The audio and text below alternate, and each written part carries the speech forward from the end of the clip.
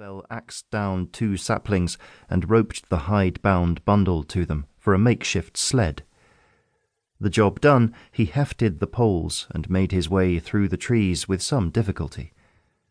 Finally out on the open moor, he spied his boat, a large coracle, in the distance, tied up along the shoreline of the marsh.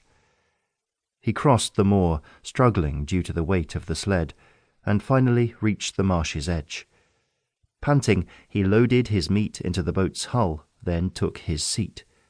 The wood groaned under the pull of the oars, and the boat rocked as he glided away from the shore. Arvel's stomach soured. He trusted his own booted feet more than a jumble such as this. Glancing back at his precious venison, he wondered why he had borrowed this boat. From the branch of an alder that stood among the sedge-grasses, a red-legged raven swooped down and snatched up a frog. The bird flew to the prow, looked at him with menacing eyes, and then ripped the frog to pieces, gulping down its wriggling legs. "Get away, you!" Arvel swung an oar at the bird, and it flapped away. Twilight descended as he rowed. The stars appeared, but they refused to reflect off the turgid water. The moon raised its leprous head through the trees, casting anxious shadows on the reeds that rattled against the boat. Lifting, dropping, and pulling the oars, Arvel felt as if someone was watching him. Closing his eyes, he listened, but heard nothing except the clicking jaws of insects, the croaks of frogs, the calls of a few birds, and the greasy splash of the water.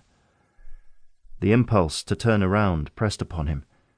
Did someone lurk in another boat, or on an island? Ah, foolishness, not at this time of night. But the desire to look grew stronger. Hairs rose on Arvel's neck, and a chill slid down his tunic like a cold snake. Someone was watching him.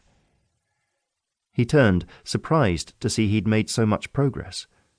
On his right stood the tip of Inis Avalo, the largest island in the marsh, and far down its length he spied the old crumbling tower. As he rowed, the shadowy ruins and scattered descendants of an ancient apple orchard slid past him, but he felt no malice there.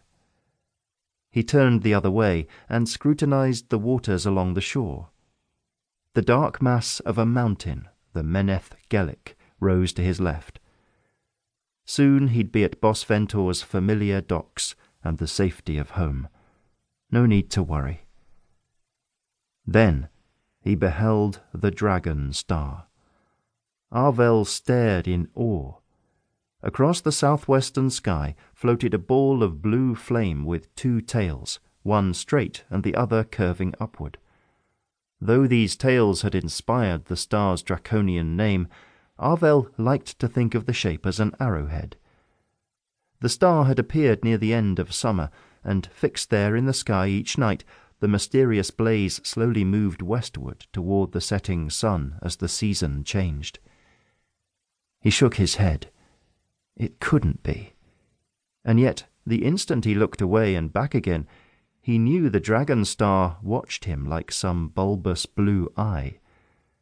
Was he going mad, like his grandfather? Still, he couldn't shake the feeling. His throat closed up, and he wanted to leap out of the boat and swim for shore. But he forced himself to sit still, because a hunter mustn't give in to such panic, certainly not the best hunter on the moor. As he'd trained himself to do when hunting the tusk boar with his father, he bent his fear and strung tight his courage. Picking up his bow, Arvel slowly readied an arrow. When he could wait no longer, he aimed right at the dragon star and let the arrow fly with a satisfying zip.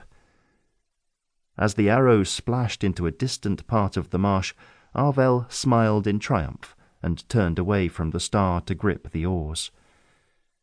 But when his gaze met the horizon, he saw something unexpected. The marsh lit up as if the full moon had burst into flame. Bright and brighter, an orange light flickered along the boat's rim. A tremendous roaring filled